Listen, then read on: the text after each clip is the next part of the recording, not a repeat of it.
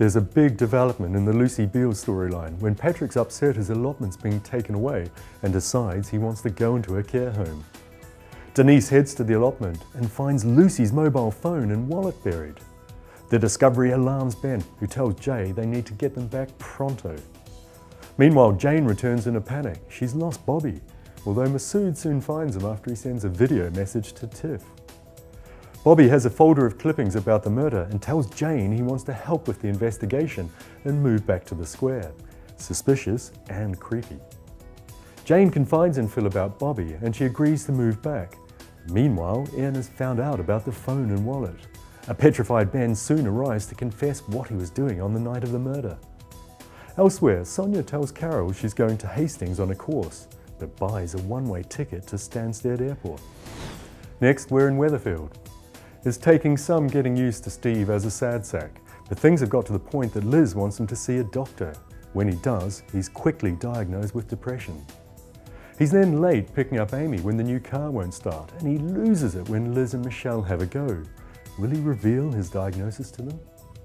Meanwhile, he makes a crazy decision and agrees to $2,000 worth of repairs to the car. The whole thing's not even worth that. There's something whiffy about Michael's son Gavin, whose ears prick up when he learns Gail has a load of savings, and he's evasive about his mother. Gavin fails to turn up for an appointment at Audrey's and is snappy when Michael calls, then later suggests maybe they shouldn't see each other again.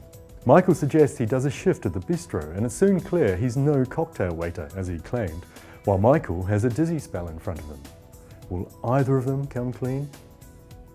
Tracy sorts through Rob's things to sell in the shop, and a furious Carla decides to buy them all. She can't believe how callous Tracy is. Hello, it's Tracy. Last, we're in the Dales. Pete thinks he's lost Debbie when Bales arrests him for manslaughter, but Bales suggests a deal. He'll avoid jail if he can get Charity to confess to arson. Meanwhile, Kane's furious to learn that Charity and Ross have been fencing stolen cars from the farm, while Moira wants Charity out. Kane warns Chrissy to keep Lachlan away from Belle, although maybe he's the one who needs protecting when Belle hits him as he approaches her. So how does she later wind up with scratches? Andy asks for some leeway on the rent of Wiley's farm after he tells Robert he's going for custody of the kids. Robert demands a rental agreement, so Andy reveals Lawrence is trying to set him up with Katie. Later, Katie tells Andy to drop his focus on Debbie. Robert's the real problem.